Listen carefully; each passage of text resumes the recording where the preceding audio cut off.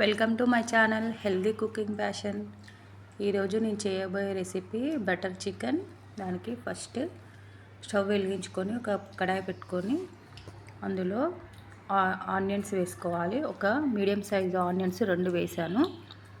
వేసి పచ్చిమిర్చి ఒక 4-5 పచ్చిమిర్చి వేసాను.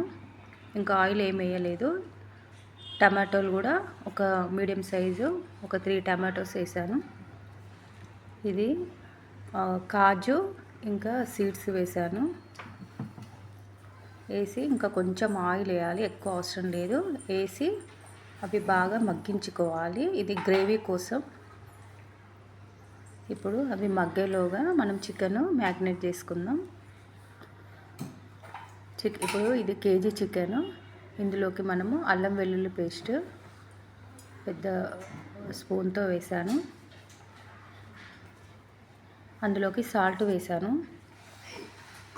అలాగే పసుపు వేసాను సరిపడా. ఇది ధనియా పొడి. ఇప్పుడు లెమన్ పిండుకోవాలి. కొంచెము ఒక హాఫ్ అలా ఉంటుంది పిండేసుకొని. అలాగే కొంచెం కర్డ్ వేసుకోవాలి. ఒక టీ గ్లాస్ అంత అలా ఉంటుంది. కర్డ్ వేసుకొని మొత్తం ఒకసారి కలిసేలాగా కలుపుకోవాలి. మంచిగా కలుపుకున్న తర్వాత మనం మిక్సీ జారులో ఇంతకుముందు ఆనియన్స్ మగ్గించుకున్నాం కదా, అవి మిక్సీ పట్టుకోవాలి, పేస్ట్ లాగా చేసుకోవాలి, ఫైన్ పేస్ట్.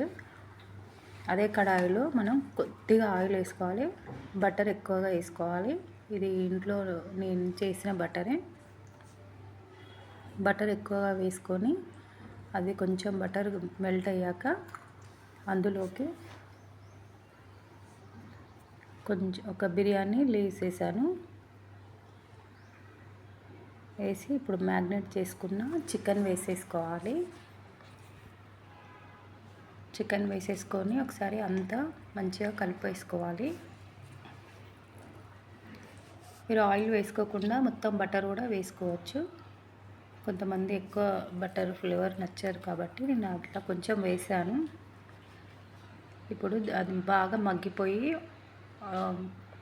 వాటర్ వచ్చేసి ఎగిరిపోయే వరకు ఉంచి తర్వాత అందులోకి కారం వేసుకోవాలి. మనం పచ్చిమిర్చి వేసాము, మీరు స్పైసీని బట్టి వేసుకోండి. చిల్లీ పౌడర్, అలాగే సాల్ట్ వేసాను. సాల్ట్ వేసి మళ్ళీ అంతా ఒకసారి కలిపేసుకోవాలి. ఇది గరం మసాలా, నేను ఇంట్లో చేసింది. కొంచెం వేసుకున్నాను గరం మసాలా. ఎక్కువ బటర్ చికెన్కి గరం మసాలా ఎక్కువ వేస్తే డామినేట్ చేస్తుంది, టేస్ట్ అంతా బాగుంటుంది.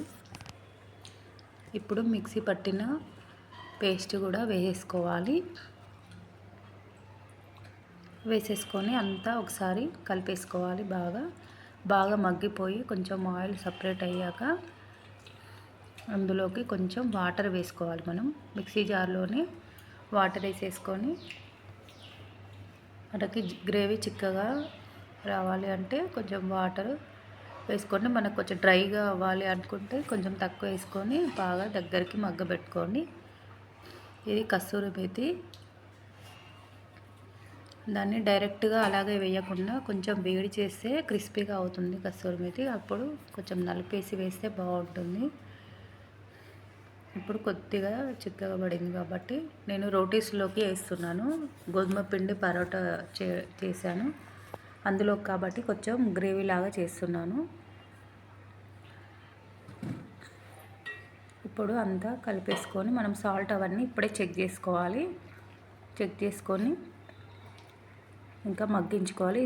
చూడండి ఆయిల్ అంతా సపరేట్ అయింది కదా. ఇప్పుడు లాస్ట్కి ఇంకొక హాఫ్ స్పూన్ అలా బటర్ వేసుకోవాలి. కొత్తిమీర కూడా వేసేసుకోవాలి. ఇప్పుడు రెడీ అయింది రెసిపీ. మనం సర్వ్ చేసుకోవచ్చు. క్రీమ్ కూడా వేసుకుంటారు. మీగడ వస్తే అది మిక్సీ పట్టేసి క్రీమ్ లాగా చేసుకొని వేసుకోవచ్చు అలా కూడా. చూడండి అంతా బటరు మిక్స్ అయ్యేలా కలిపేసుకొని ఇప్పుడు దీన్ని సర్వ్ చేసుకుందాం.